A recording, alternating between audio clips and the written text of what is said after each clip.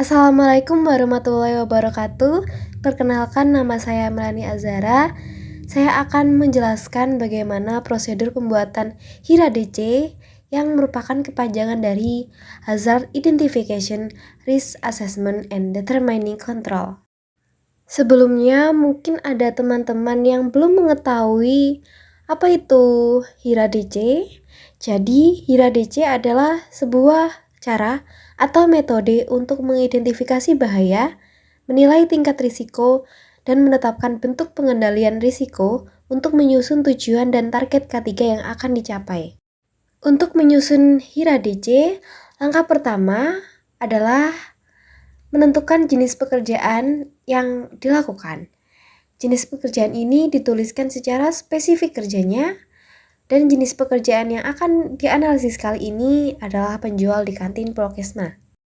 Langkah selanjutnya yaitu membuat potensi bahaya dan risikonya. Dari jenis pekerjaan tersebut, kita tentukan potensi bahaya apa yang bisa muncul atau berkemungkinan mengakibatkan kecelakaan kerja atau penyakit akibat kerja. Dari pekerjaan yang kita analisis, yaitu penjual di kantin Prokesma, didapatkan 5 bahaya. Yang pertama, pada saat kegiatan goreng-menggoreng, yaitu bahaya minyak panas yang memiliki risiko dapat terkena percikan minyak panas. Bahaya selanjutnya yaitu pada kegiatan memasak juga yang menggunakan tabung gas dan memiliki risiko kebocoran gas. Bahaya selanjutnya pada kegiatan memasak untuk air atau makanan berkuah yang menggunakan panci, bahayanya merupakan panci panas dan memiliki risiko yang membuat tangan melepuh. Selanjutnya bahaya licin, yaitu kantin Prokesma setelah hujan ada beberapa spot yang lantainya licin dan memiliki risiko dapat terpeleset, dan saat membawa mangkuk tersebut bisa pecah karena kurang kehati-hatian.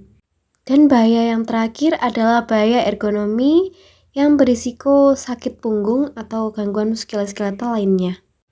Langkah selanjutnya yaitu membuat penilaian risiko dengan kategori sebagai berikut. Kategori dampak atau konsekuensi terbagi menjadi 3. Yang pertama, ringan. Efek pada pekerjanya yaitu sakit atau cedera yang hanya membutuhkan P3K dan tidak terlalu mengganggu proses kerja. Kemudian dampak atau konsekuensi sedang, artinya gangguan kesehatan dan keselamatan yang lebih serius dan membutuhkan penanganan medis seperti alergi, dermatitis, low back pain, dan menyebabkan pekerja absen dari pekerjaannya untuk beberapa hari. Untuk dampak atau konsekuensi yang berat, artinya gangguan kesehatan dan keselamatan yang sangat serius dan kemungkinan terjadinya cacat permanen hingga kematian. Contohnya amputasi, kehilangan pendengaran, pneumonia, keracunan bahan kimia, dan kanker. Pada kategori kemungkinan atau probabilitas juga terbagi menjadi 3, yaitu yang pertama, tidak mungkin. Artinya tidak terjadi dampak buruk terhadap kesehatan dan keselamatan. Yang kedua, mungkin ada kemungkinan bahwa dampak buruk terhadap kesehatan dan keselamatan tersebut terjadi saat ini. Dan yang terakhir adalah sangat mungkin, artinya sangat besar kemungkinan bahwa dampak buruk terhadap kesehatan dan keselamatan terjadi saat ini.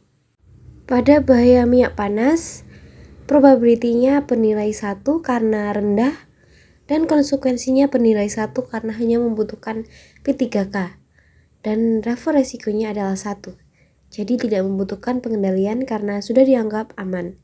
Selanjutnya, bahaya tabung gas memiliki probability 2 karena beberapa kali terjadi dan memiliki konsekuensi 3, yaitu dapat menyebabkan cacat atau kematian, dan memiliki level resiko 6, yaitu berada di level sedang, jadi membutuhkan pengendalian.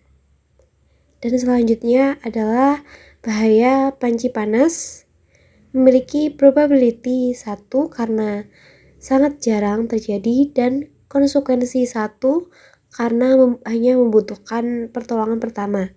Selanjutnya, bahaya licin memiliki probability 2 karena beberapa kali terjadi terpleset dan memiliki konsekuensi 1 karena hanya membutuhkan pertolongan pertama. Selanjutnya dan yang terakhir adalah bahaya ergonomi memiliki probability 1 karena sangat jarang terjadi dan nilai konsekuensi 2 karena merupakan sakit low back pain sehingga dapat menyebabkan pekerja absen dalam kurun waktu beberapa hari. Langkah selanjutnya yaitu membuat pengendalian dapat dilihat dari bahaya 1-5 yang membutuhkan pengendalian adalah bahaya kedua karena memiliki level risiko sedang. Pengendalian risiko dibagi menjadi 5 tingkatan. Tingkat yang paling tinggi yaitu eliminasi, kemudian substitusi, kemudian engineering control, kemudian administrative control, dan yang terakhir atau yang paling rendah adalah PPE. Eliminasi artinya menghilangkan atau mengeliminasi bahaya yang timbul. Substitusi artinya mengganti peralatan atau keadaan yang menimbulkan bahaya. Engineering control artinya menambahkan atau memberikan perekayasaan teknik terhadap suatu peralatan kerja agar bahaya bisa dihindari. Administrative control adalah mengatur dari segi administrasi pekerja, misalnya dengan pengawasan, pelatihan, ataupun rotasi. Dan yang terakhir adalah PPE atau APD, yang artinya mencegah kecelakaan memakai alat pelindung diri.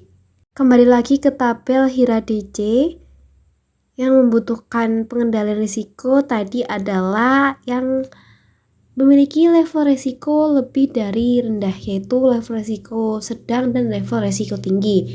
Pada tabel berikut, yang merupakan level risiko sedang adalah bahaya tabung gas, sehingga diperlukan pengendalian. Yang pertama, eliminasi, menjauhkan gas dari kompor dengan nilai 1. Substitusi, mengganti kompor gas ke kompor listrik dengan nilai 0,7. Engineering control, mengganti karet pada tabung gas dengan nilai 0,5. Administrative control, dengan pengecekan berkala dan memberi safety sign dengan nilai 0,3. Dan yang terakhir PPE, yaitu menyediakan apart dengan nilai 0,2. Nilai eliminasi harus lebih tinggi daripada substitusi dan di bawahnya karena eliminasi merupakan tingkat yang paling tinggi, dan seterusnya. Begitu pula dengan substitusi harus lebih tinggi daripada engineering control. Setelah melakukan pengendalian didapatkan level risk di angka 3,3. Wah, ternyata cukup efektif ya. Setelah dilakukan pengendalian didapatkan nilai tersebut sehingga level resikonya berubah menjadi level resiko rendah. Sekian penjelasan dari saya. Jika ada kurang lebihnya saya mohon maaf. Semoga apa yang saya sampaikan hari ini bisa berguna bagi banyak orang dan saya sendiri. Terima kasih. Wassalamualaikum warahmatullahi wabarakatuh.